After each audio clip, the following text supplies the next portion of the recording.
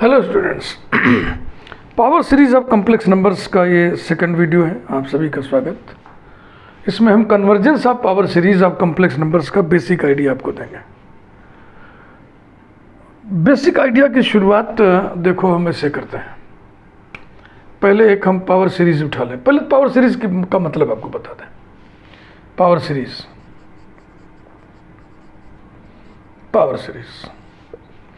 an infinite series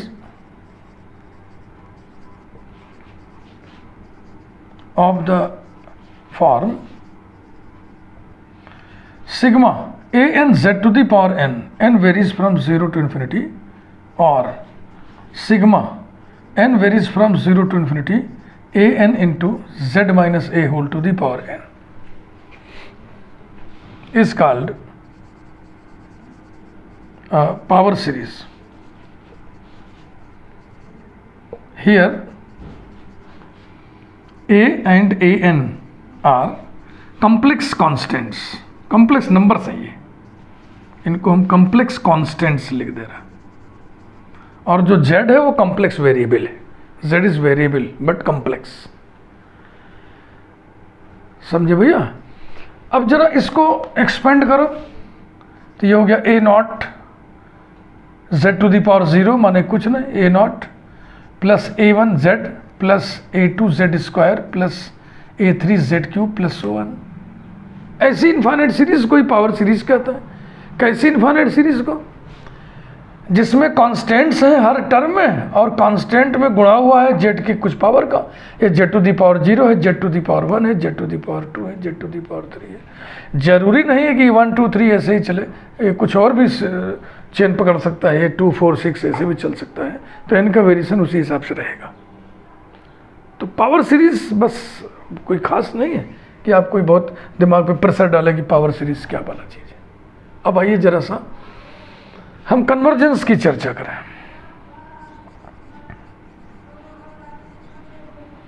convergence of a power series of complex number हम नहीं लिख रहे क्योंकि वही चल ही रहा है, प्लेलिस्ट का टाइटल ही वही है, convergence of A power series. Infinite series है ये। इनफाइनाइट सीरीज पिछले वीडियो में आपको हम बेसिक आइडिया दिए थे। इनफाइनाइट सीरीज के कन्वर्जेंस डाइवर्जेंस को पता करने के लिए आप लिमिट निकालते हो। रूट टेस्ट में भी और रेशियो टेस्ट में भी। कंपैरिजन टेस्ट यहाँ पर हमारे बहुत मतलब का नहीं है कॉम्प्लेक्स एनालिसिस में, क्योंकि वहाँ पे दो सीरीज को आपस में कंपेयर करना पड़ता है, लेस देन ग्रेटर देन। तो एक हम आपको मूल मंत्र दे रहे हैं, उसको ध्यान में आप रखें कि जो कैपिटल सी डोमेन है ना, कैपिटल सी माने set of all complex numbers, इस फील्ड में ये फील्ड बनाता है। एडिशन और मल्टीप्लिकेशन के साथ ये फील्ड बनाता है। इस फील्ड में ग्रेटर देन लेस देन ये डिफाइंड नहीं होते, नॉट डिफाइंड, यही मूल मंत्र है। कॉम्प्लेक्स नंबर्स की बातचीत करने में आप इन चिन्हों का इस्तेमाल नहीं कर सकते। मॉडर्न अलजेब्रा में फील्ड थियोरी अगर पढ़ें तो वहाँ पर ये बताया जाता है कि the field C plus dot is not ordered, माने वहाँ पे ऑर्डरिंग रिलेशन, इन्हें नेचुरल ऑर्डरिंग कहते हैं। नेचुरल ऑर्डरिंग डिफाइंड नहीं है। तो इनकी मदद से हम क्या क्या देखो बातचीत कर सकते हैं। हम बतियाते हैं कि कोई भी कॉम्प्लेक्स नंबर पॉजिटिव है, कोई भी कॉम्प्लेक्स नंबर नेगेटिव है, कोई कॉम्प्लेक्स नंबर किसी कॉम्प्लेक्स नंबर से छोटा है, कोई कॉम्प्लेक्स नंबर किसी कॉम्प्लेक्स नंबर से बड़ा है। इन चिन्हों की मदद से यही तो बातचीत हम कर पाते हैं। तो इसका मतलब ये हुआ कि सी में ये बातचीत नहीं होगी। पॉजिटिव होना कॉम्प्लेक्स नंबर का, पॉजिटिव होना कॉम्प्लेक्स नंबर का नेगेटिव होगा, there is no concept. A complex number is less than or greater than another complex number. There is no concept. There is no such idea. ठीक भैया? तो देखो root test में भी, ratio test में भी, रूट टेस्ट में कहा जाता है कि जो लिमिट है रूट टेस्ट की वो 1 से कम होगी तो सीरीज कन्वर्जेंट, वो लिमिट 1 से बड़ी होगी तो सीरीज डाइवर्जेंट। रेशियो टेस्ट में कहा जाता है कि जो रेशियो टेस्ट की लिमिट है, कौन सी limit? Limit n tends to infinity you N upon u N plus 1, ये जब 1 से बड़ी होगी तो कन्वर्जेंट, ये जब 1 से छोटी होगी तो डाइवर्जेंट। रूट टेस्ट में ये लिमिट होता है, limit n tends to infinity you N whole to the power 1/n। ये जब 1 से छोटा तो कन्वर्जेंट, ये जब 1 से बड़ा तो डाइवर्जेंट।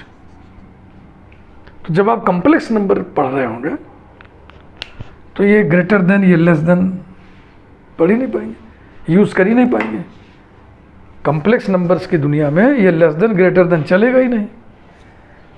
तो फिर कैसे हम टेस्ट अप्लाई करेंगे इस इनफाइनाइट सीरीज पर, बात उठती है ना। ध्यान समझना, आपको कंसेप्ट समझा रहे हैं। तो इसका एक तरीका है। इसका क्या तरीका है कि इस सीरीज को हमने बदल लिया इसमें, mod A0 plus mod A1Z plus mod A2Z square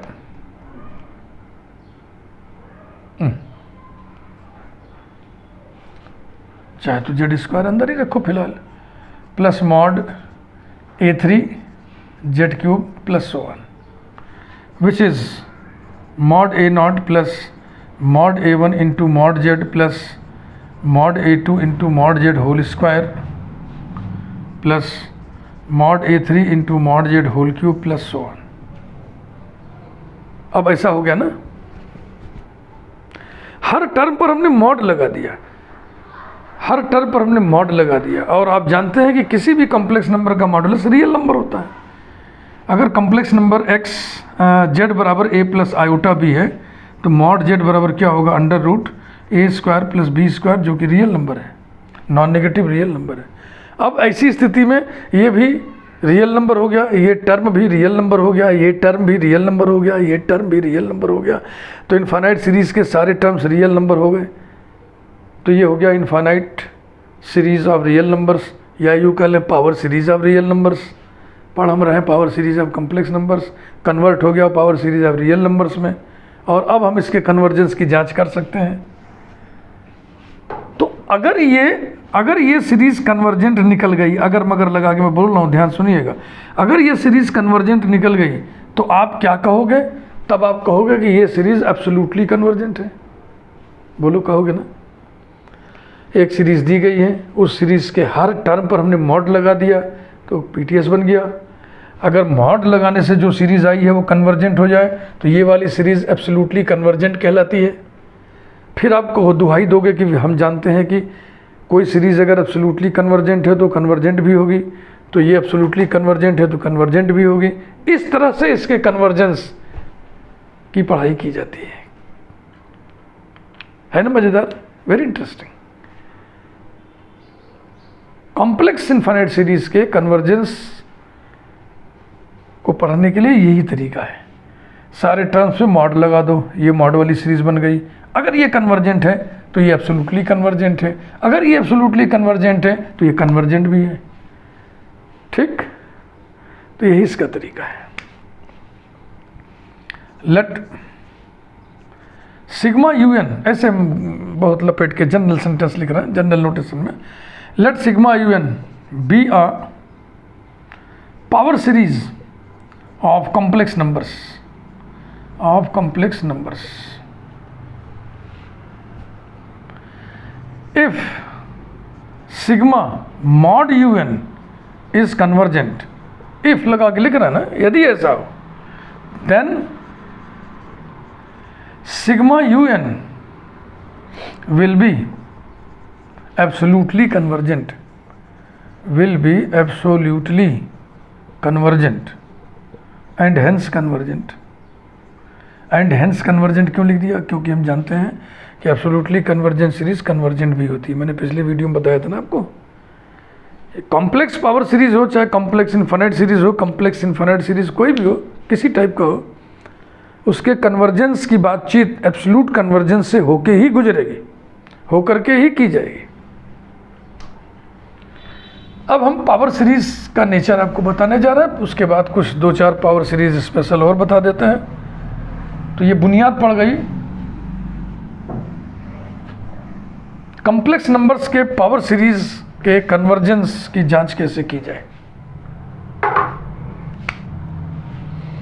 next heading डाल रहा हूं मैं, nature of power series. Of complex numbers नहीं लिख रहा हूँ, क्योंकि प्लेलिस्ट ही हमारा वही चल रहा है, power series of complex numbers. Nature ये है कि कोई भी पावर सीरीज हो कॉम्प्लेक्स नंबर्स की, वो या तो जेड के सभी वैल्यूज़ के लिए कन्वर्ज करेगी, या तो जेड के कुछ वैल्यूज़ के लिए कन्वर्ज करेगी, या तो केवल जेड इक्वल टू 0 के लिए कन्वर्ज करेगी। इसी को हम अभी लिखेंगे और फिर उसको एग्जाम्पल के द्वारा स्थापित भी करेंगे अपनी बात को। अब power series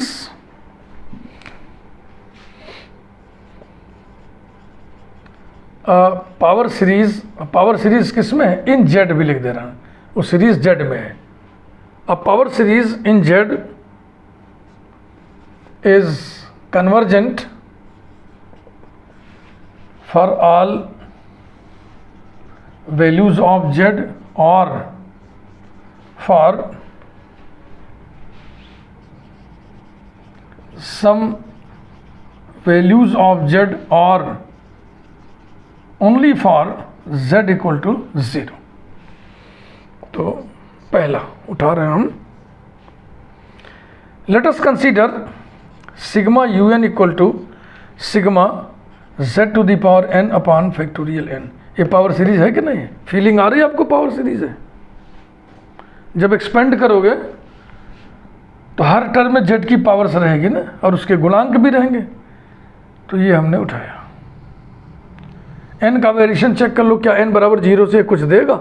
z to the power 0 1 factorial 0 1, यानी कि n varies from 0 to infinity, n varies from 0 to infinity.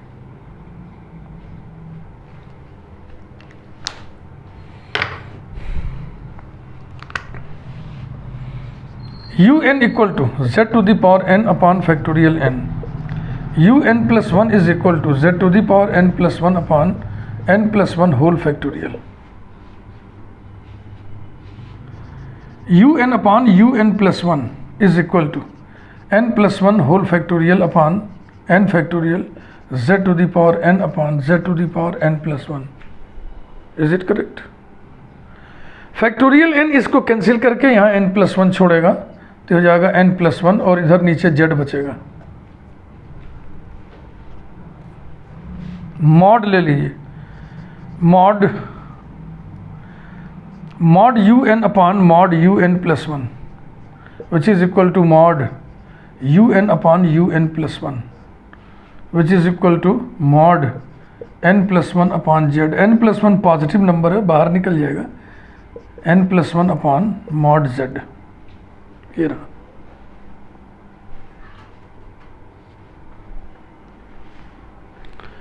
अब लिमिट लिया जाए, implies that limit n tends to infinity mod un upon mod un plus 1 is equal to limit n tends to infinity n plus 1 upon mod z। mod z है ये। Complex number का modulus 0 तभी होता है जब complex number 0 हो। तो यहाँ पे कॉम्प्लेक्स नंबर z 0 नहीं, 0 कर दोगे तो क्या बचेगा? और अगर z 0 नहीं है तो उसका मॉडुलस कैसा होगा? पॉजिटिव होगा, क्योंकि मॉड z हमेशा नॉन निगेटिव होता है, पॉजिटिव या 0। 0 कब होगा? जब कॉम्प्लेक्स नंबर 0। तो z की सभी वैल्यूज़ के लिए ये लिमिट कितनी हो जाएगी? Is equal to infinity upon mod z is equal to 0 for all z। Therefore by ratio test, हाँ देखिए हमने नाम लिया, रेशियो टेस्ट का नाम लेंगे हम, रूट टेस्ट का नाम लेंगे, कंपैरिजन टेस्ट का नाम नहीं लेंगे फिलहाल, कहीं ज़रूरत पड़ेगी तो बात दूसरी है, exceptionally. Therefore by ratio test, therefore by ratio test sigma mod un is, sorry ये क्या हुआ, गलती हो गई ना, इन्फिनिटी बराबर इन्फिनिटी आएगा, और इन्फिनिटी जो कि 1 से बड़ा है, sorry. Therefore by ratio test sigma mod un is convergent, और z पे कोई शर्त नहीं है, इसलिए हम लिखेंगे for all z। Ratio test की चर्चा क्यों कर रहे हैं? क्योंकि sigma mod un is a series of real numbers, it is not a series of complex numbers. ये तो सिग्मा यूएन वाली सीरीज कॉम्प्लेक्स नंबर वाली सीरीज है ना। जब हमने मॉड यूएन कर दिया, सभी टर्म का मॉड निकाल लिया, तो सारे टर्म अब रियल नंबर हो गए ना। और and so sigma mod UN के कन्वर्जेंट होने से सिग्मा यूएन एब्सोल्युटली कन्वर्जेंट कहलाता है। And so sigma UN is absolutely convergent, absolutely convergent. समझे भैया? फिर हम कहेंगे we know that every absolutely convergent series, every absolutely convergent series is convergent. Thus ये जो एब्सोल्युटली कन्वर्जेंट है कन्वर्जेंट भी हुई। Thus sigma UN is, sigma UN equals to sigma z to the power n upon factorial n is convergent. देखे भैया, ये पहला नमूना था। कॉम्प्लेक्स नंबर की सीरीज के कन्वर्जेंस की चर्चा कैसे की गई है? मॉड के थ्रू ना। यही हमेशा करना है, यही बेसिक कंसेप्ट है। अगर इसको आप पकड़ लिए तो आगे की यात्रा आपकी सुखद होगी। दूसरा एग्जाम्पल देखें।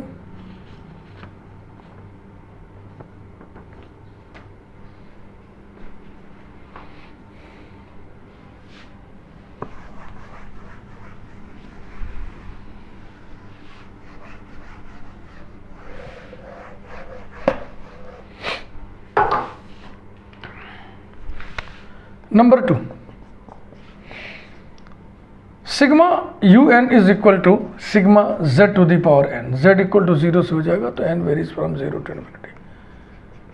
0 से शुरू जरूरी नहीं, आप 1 से भी शुरू कर सकते हैं, वो भी पावर सीरीज कहलाएगा। ये पावर सीरीज हमने कंसीडर किया और इसका नेचर हम देखेंगे कि ये z के सभी मानों के लिए कन्वर्जेंट नहीं है, अपितु z के कुछ मानों के लिए कन्वर्जेंट है। रास्ता वही मॉडुलस के through.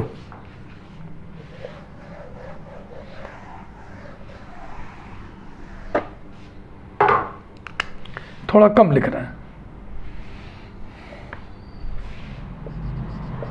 Limit n tends to infinity mod you N upon mod you N plus 1 is equal to limit n tends to infinity mod you n माने mod z whole to the power n और नीचे हो जाएगा mod z whole to the power n plus 1 is equal to limit n tends to infinity 1 upon mod z। और इसमें n है ही नहीं है तो ये लिमिट तो नहीं आएगा। कितना आएगा? 1 upon mod z।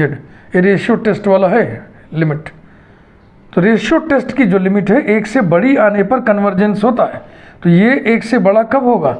If mod z 1 से छोटा हो ना। समझ रहे हैं ना? Therefore by ratio test sigma mod un is convergent if mod z less than 1 and so sigma mod un अगर कन्वर्जेंट है तो सिग्मा un एब्सोल्युटली कन्वर्जेंट होगा। Sigma un is absolutely convergent if या फॉर या when कुछ लिखे mod z less than 1। हर absolutely convergent series convergent भी होती है। We know that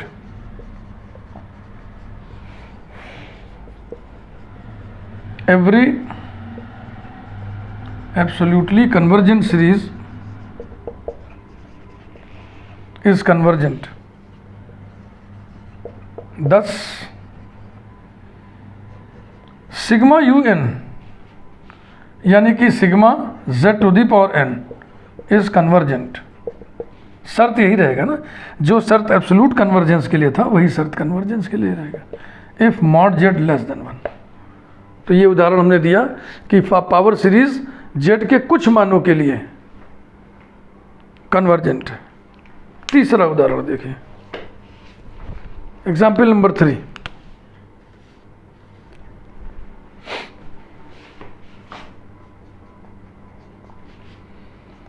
sigma you N is equal to sigma factorial N z to the power n, zero रखेंगे तो फैक्टोरियल जीरो, ठीक, n varies from zero to infinity, n varies from zero to infinity, इसको हमने लिया और इसको हम दिखाएंगे कि ये केवल z इक्वल टू जीरो के लिए कन्वर्जेंट होगा। थोड़ा कम लिखते हुए, limit n tends to infinity mod you N upon mod you N plus one is equal to limit n tends to infinity factorial n mod z whole to the power n upon factorial of n plus one mod z whole to the power n plus one. देखो mod से बाहर factorial को कर दिया ना positive होने के कारण, अब ये नीचे n प्लस वन छोड़ेगा तो हो जाएगा limit n tends to infinity one upon mod z into n plus one. When z is equal to 0, limit n tends to infinity mod u n upon mod u n plus 1 is equal to limit n tends to infinity 1 upon, अगर z zero है तो mod z mod zero माने zero हो गया तो हो गया 0 into n plus one is equal to limit n tends to infinity 0 into natural number बराबर zero 1 upon 0 is equal to limit n tends to infinity curly bracket infinity. अब infinity constant है, इसमें n है नहीं तो इसकी limit लोगे तो फिर इन्फिनिटी आ जाएगा जो कि एक से बड़ा है। Therefore by ratio test sigma mod un is convergent and so sigma un is absolutely convergent,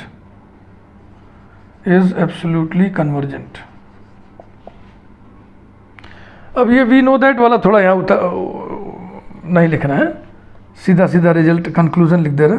hence sigma you N is equal to sigma factorial N z to the power n is convergent for z equal to zero.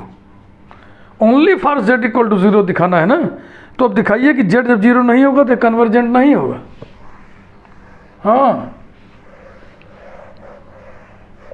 when z not equal to 0,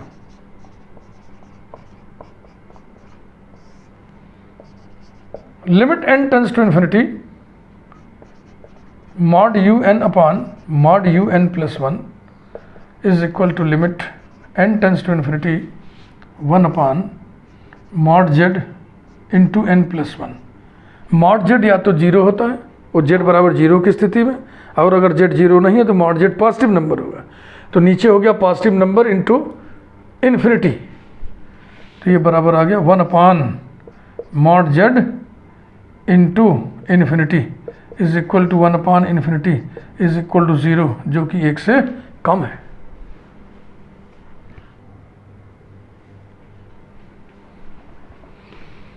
therefore by ratio test sigma mod you n is divergent, sigma mod un is divergent for z not equal to 0। ठीक भाई। हाँ, अब देखो sigma mod un convergent होने से sigma un को absolutely convergent कहते हैं, सिग्मा मॉड un डाइवर्जेंट होने से हम कुछ नहीं कहते, चुप हो जाते हैं। बस हम यही कहते हैं कि वो एब्सोल्यूट कन्वर्जेंस वाली स्थिति तो नहीं ना हुई, ये एब्सोल्यूट कन्वर्जेंस की स्थिति तो है नहीं कि जिसको हम कहते हैं कि एब्सोल्यूटली कन्वर्जेंट है तो कन्वर्जेंट भी होगा, यानी कि कन्वर्जेंट नहीं होगा। Hence sigma you N is equal to sigma factorial n z to the power n is not convergent for z not equal to 0। इसका मतलब ये वाली सीरीज कन्वर्जेंट है केवल z बराबर 0 के लिए, converges only for z equal to 0। एक आध एग्जाम्पल और देखें क्योंकि मज़ा अभी इसमें बहुत है, कॉम्प्लेक्स इनफाइनाइट सीरीज में थोड़ा सा हम मज़ा लेना चाह रहे हैं, मज़ा आपको देना भी चाह रहे हैं।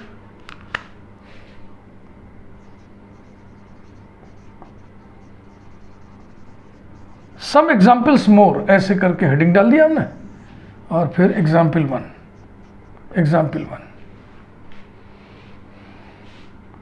Late us consider the series sigma UN is equal to 1 plus z plus z square plus z cube plus 1। ये सीरीज हमने कंसीडर किया। क्या ये पावर सीरीज है? हाँ, ये पावर सीरीज है। This is power series of complex numbers, सब कॉम्प्लेक्स ही तो है। तो जरा इसके स्वभाव को आइए देखा जाए।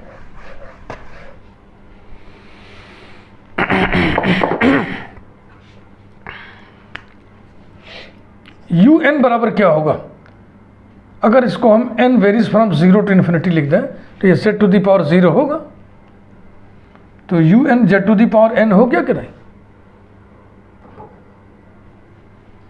चलो ऐसे लिख दे इसको, equals to sigma n varies from 0 to infinity z to the power n। अब इसको फैलाइए तो हो जाएगा 1 plus z plus z square upon factorial n भी लगा लेते तो अच्छा रहता, z to the power n upon factorial n। तो ये मज़ेदार सीरीज हो जाती। 0 पर तो फैक्टोरियल 0 हो जाएगा 1, यानी कि 1 plus z upon factorial 1 plus z square upon factorial 2 plus z cube upon factorial 3 plus 1। यह अब ये चिर परिचित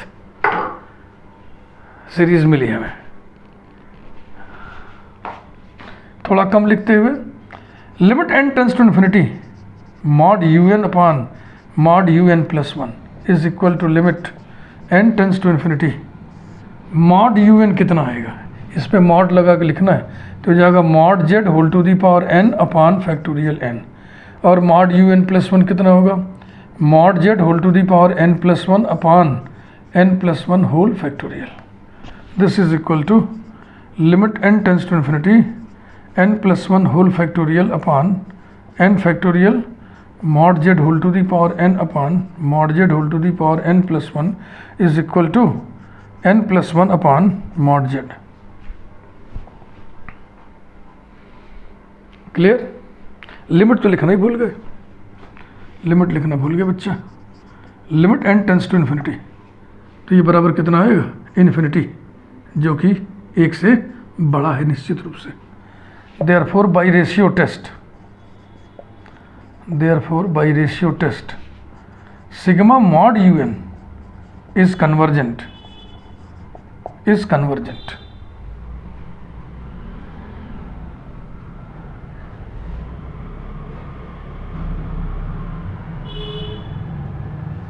फॉर ऑल जेड। कोई कंडीशन नहीं लग रहा जेड पे। And so sigma UN is absolutely convergent,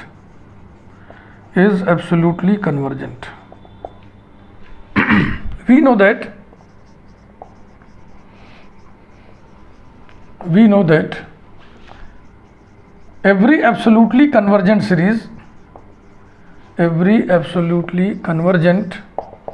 series is convergent. Thus sigma UN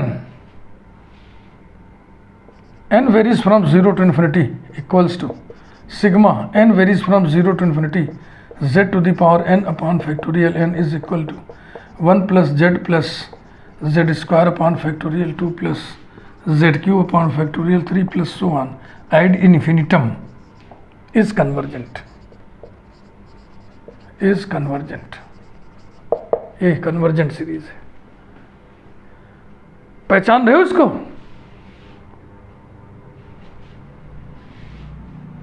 the absolutely convergent series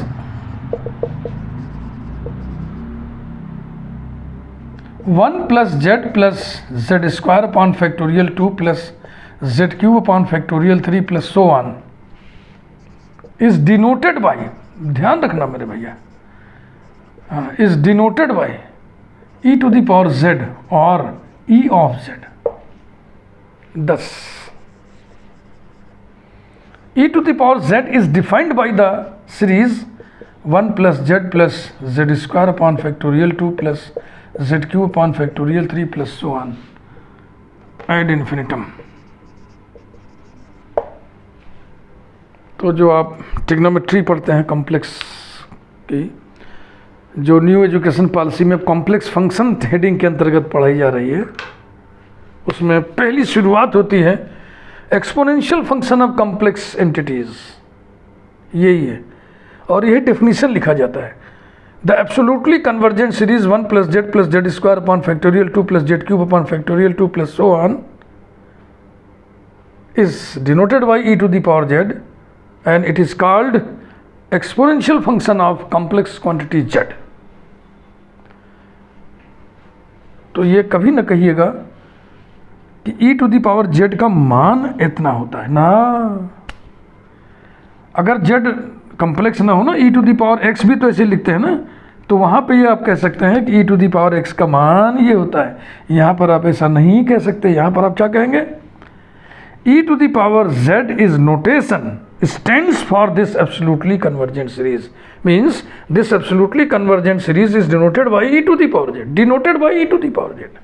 और फिर इसके बाद इसकी मैथमेटिक्स डेवलप की गई है, बीएससी फर्स्ट ईयर में आपने पढ़ाई होगा। इसी प्रकार से एक एग्जाम्पल हम और करना चाहेंगे।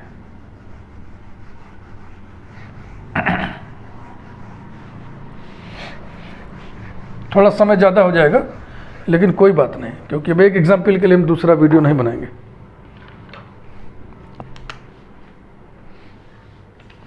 एक एग्जाम्पल हम ये वाली ले लेते हैं।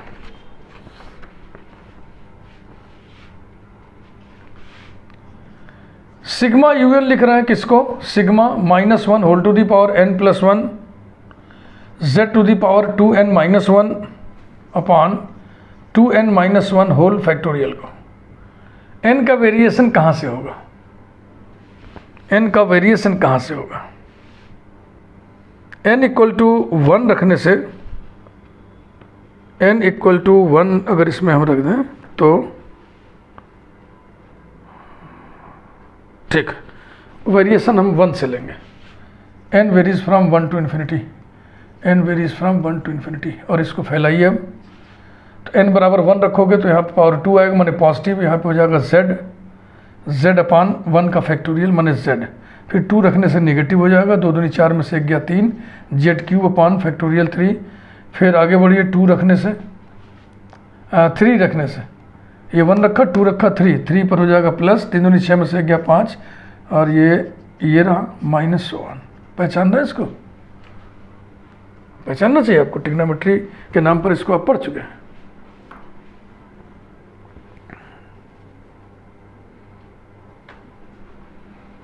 थोड़ा कम लिखते हुए सीधा सीधा लिमिट हम लिख रहे हैं, वो लेट वेट इधर उधर जो फॉर्मेलिटी के सेंटेंसेस है नहीं लिखा जा रहा है, सीधा सीधा limit n tends to infinity mod un upon mod un + 1 is equal to limit n tends to infinity dividing line mod un, माने ये mod लगाने का नहीं तो आएगा नहीं, सब खप जाएगा mod के अंदर, ये हो जाएगा mod z whole to the power 2n - 1 upon 2n - 1 whole factorial, फिर n को n + 1 से रिप्लेस करो तो ये हो जाएगा 2n + 2 - 1 2n + 1 और upon 2n + 1 whole factorial is equal to limit n tends to infinity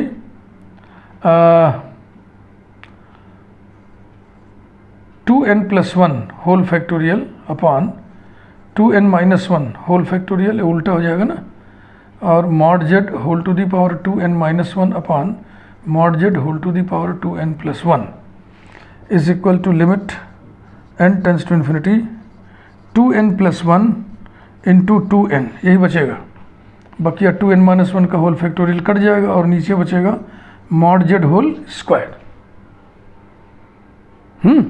तो mod z whole square is a positive number, तो ये बराबर हो गया infinity upon mod z whole square which is equal to infinity which is greater than 1 for all z। Therefore by ratio test, therefore by ratio test sigma mod un is convergent, and so sigma un is absolutely convergent, is absolutely convergent. We know that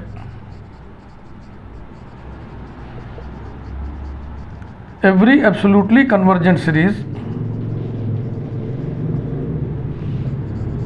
is convergent. Thus sigma un is equal to sigma -1 whole to the power n plus 1 z to the power 2n minus 1 upon 2n minus 1 whole factorial n varies from 1 to infinity equals to z minus z cube upon factorial 3 plus z to the power 5 upon factorial 5 minus so on is convergent.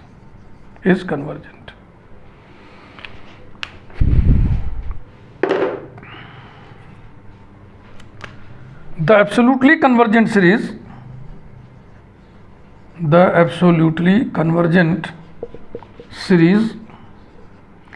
z minus z cube upon factorial 3 plus z to the power 5 upon factorial 5 minus so on up to infinity is denoted by, बहुत जोर दे के बोल रहा हूँ मैं, is denoted by this symbol sin z. Thus sin z is z minus z cube upon factorial 3 plus z to the power 5 upon factorial 5 minus z to the power 7 upon factorial 7 plus so on ad infinitum. यानी इस series को, ये जो absolutely convergent series है, इसको denote किया जाता है साइन जेड से. अब साइन जेड से ही क्यों डिनोट किया जाता है, ये आप हमारा कॉम्प्लेक्स फंक्शंस की प्लेलिस्ट देखिए, खूब हमने लेक्चर दिया, भाषण दिया उसमें. लेकिन ये ना कभी कहिएगा कि साइन जेड का मान इतना होता है, नहीं. साइन जेड एक नोटेशन है जो इस सीरीज को डिनोट करता है. This is sine function of complex entity. मैं समझता हूँ आज का वीडियो आपको बहुत अच्छा लगा होगा. वीडियो को लाइक करिए, चैनल सब्सक्राइब करिए. Thank you. बातचीत जारी रहेगी.